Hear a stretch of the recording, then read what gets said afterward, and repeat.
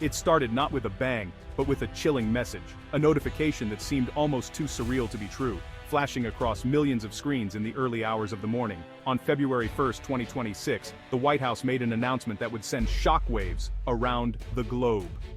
The United States was severing all ties with Canada, diplomatic, economic, and military. The world watched as the relationship between two of the closest allies in modern history was abruptly and completely dismantled. The world's longest undefended border, stretching thousands of miles, was to be sealed, effective immediately. The statement was brief, almost cold, citing only irreconcilable national interests. There was no elaboration, no hint of negotiation, just a finality that left everyone reeling. News channels scrambled to make sense of the announcement, markets froze in panic, and two nations that had shared history, culture, and family ties were suddenly strangers. No one saw it coming, no warning, no escalating conflict, just a clean, surgical break that defied all logic. In cities like Toronto and Vancouver, people stared at their screens in disbelief, searching for answers. Was this a hack? A joke? The Canadian government was blindsided, left scrambling for information and clarity as confusion spread like wildfire. In U.S. border states, the news was more than just a headline. It was a direct threat to daily life. The idea of Canada as a foreign entity was unthinkable, almost impossible to process for communities that had always seen the border as little more than a line on a map. For generations, the border had been a formality, crossed daily for work, family, and leisure.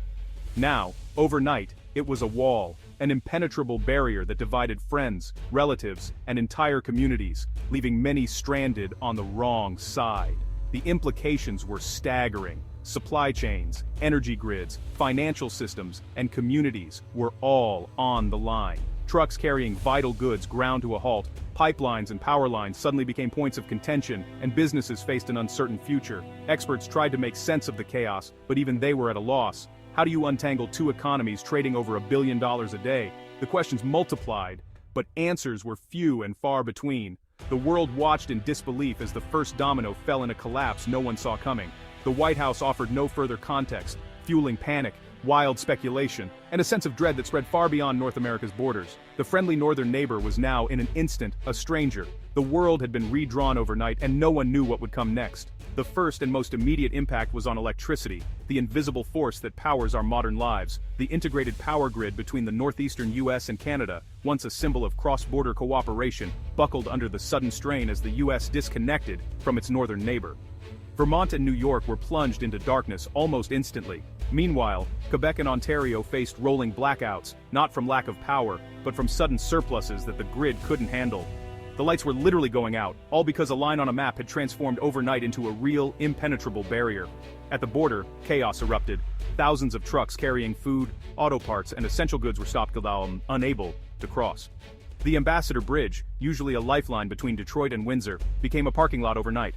Perishable food spoiled in the back of trucks, factories on both sides halted production, and families found themselves stranded, unable to reunite. Canadian grocery stores watched their inventory systems flash red. Fresh produce from the U.S. stopped instantly, leaving shelves empty and workers scrambling. Panic buying began almost immediately. In the U.S., farmers watched helplessly as their Canadian markets vanished overnight, produce left to rot in shipping crates and fields. The seamless exchange of food and goods, something most people took for granted, was suddenly shattered, exposing hidden vulnerabilities in the supply chain that few had ever considered. Air travel was grounded, stranding thousands of travelers in airports on both sides of the border. Communication systems strained as people desperately tried to reach loved ones seeking answers and reassurance. The digital connections remained, video calls, texts, and emails still flowed, but the physical ones, the roads, rails, and runways, were suddenly and completely severed. The world's longest undefended border, once a symbol of peace and openness, was now a hard, impassable line, patrolled and closed.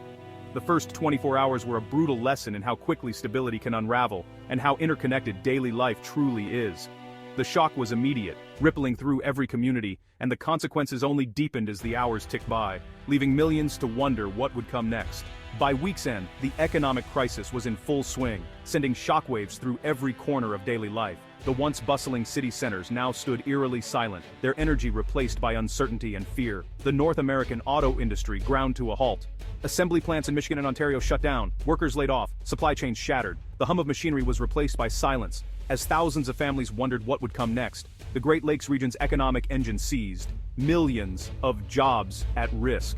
Communities built on generations of manufacturing faced an uncertain future, with local businesses and schools bracing for the ripple effects. Canada's raw materials, oil, gas, lumber, stopped flowing south. U.S. refineries faced shortages, gas prices spiked, construction stalled. The sudden halt left entire industries in limbo, with projects abandoned and workers sent home. Canadian resource industries collapsed, losing their biggest customer overnight. The shock was immediate, as layoffs swept through towns dependent on cross-border trade. Canadian grocery shelves were bare. Fresh produce from California and Florida was gone. Families searched in vain for familiar foods, and the reality of the crisis hit home with every empty aisle. Shoppers faced limits on essentials. Canada scrambled for new suppliers, but logistics take months, not days. The government urged calm, but anxiety grew as people realized how dependent they were on foreign goods. In the US, certain foods vanished, and grocery prices climbed. Even in the world's largest economy, the loss of Canadian imports was felt in every household as shortages and inflation spread. The Canadian dollar plummeted, the Toronto Stock Exchange crashed, and US markets reeled. Investors scrambled to make sense of the chaos, while retirement savings and pensions took a hit. The sudden disappearance of a trillion-dollar trade relationship injected massive uncertainty into the global economy. International markets watched nervously, fearing the crisis could spread beyond North America. The lesson was clear: when two economies are this tightly woven, cutting the cord hurts both sides. Decades of cooperation unraveled in days, leaving both nations scrambling to adapt. The first week revealed just how fragile prosperity could be.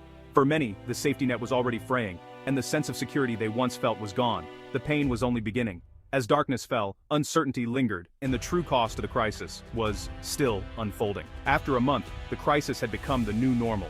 Canada was in deep recession, rationing, double-digit unemployment, factories shuttered, the government scrambled for new trade deals, but relief was far off.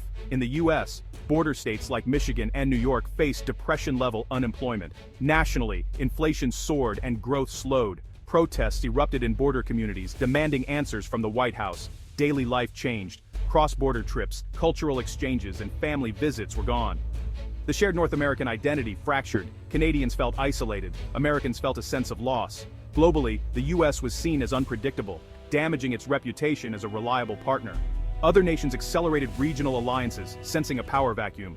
China and the EU strengthened their trade blocs. The world grew more fragmented and uncertain. The 30-day mark was just the start of a long, painful adjustment. The collapse of continental defense was swift and dangerous. NORAD, the unique US-Canada military command, went dark overnight. The integrated system that protected North America shattered, leaving a massive security vacuum. The US scrambled to cover vast northern airspace. But Canada's geography and radar were critical. Suddenly, the US had a blind spot to the north. Adversaries like Russia and China took notice. Canada, cut off from US intelligence, was left exposed and alone. The Canadian Armed Forces, much smaller, had to patrol a vast country without its ally. Billions were diverted to emergency defense spending, deepening the economic crisis. The undefended border, once a symbol of trust, was now a liability. The end of NORAD was more than strategic, it was symbolic. If the US could abandon Canada, no alliance was truly safe. The trust that underpinned global security was shattered. The world was now a more dangerous place. The deepest wounds were personal. Millions had family on both sides, now separated by an impassable wall. Grandparents, siblings, and friends were cut off. Weddings and funerals missed. Phone calls replaced visits, but the border was now a chasm. Over 1 million US citizens in Canada and hundreds of thousands of Canadians in the US were trapped in limbo. Their legal status uncertain, their sense of belonging stripped away. On both sides, a sense of othering grew. Anti-Canadian sentiment in the US. Anger and betrayal in Canada. The easy friendship was replaced by cold distance. The psychological toll was immense. Stress, anxiety, and collective grief. Shared cultural touchstones felt like relics of a lost era. Canadians forged a stronger, more independent identity. Americans confronted the consequences of isolationism. Both nations were forced to reconsider who they were without the other.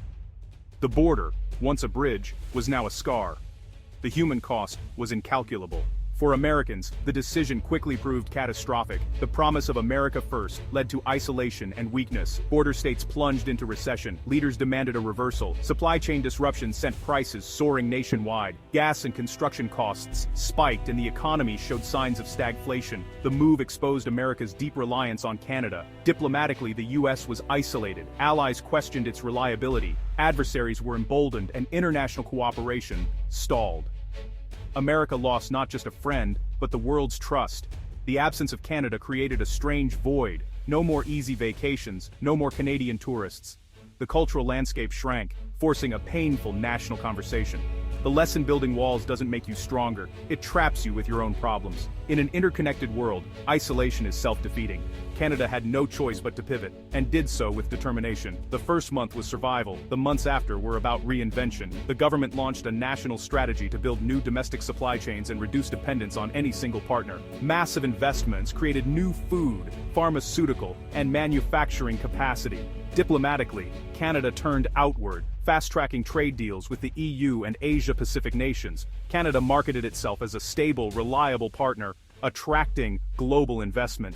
The crisis spurred innovation, tech hubs flourished, the resource sector found new customers, and green energy became a national priority. The pain was immense, but it ignited a creative fire and a fierce will to succeed. Canada's identity transformed, no longer America's younger sibling but a confident, independent nation.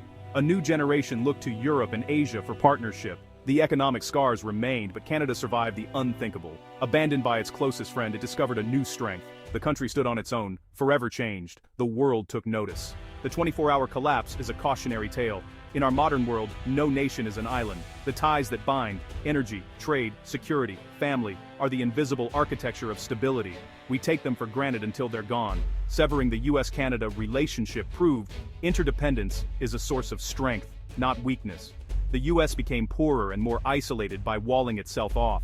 Canada, though wounded, found new strength through global partnership. The lesson: in an era of rising nationalism, cutting ties is a dangerous illusion. The world's economies are more interwoven than ever. Cooperation is not a choice, it's a necessity for survival.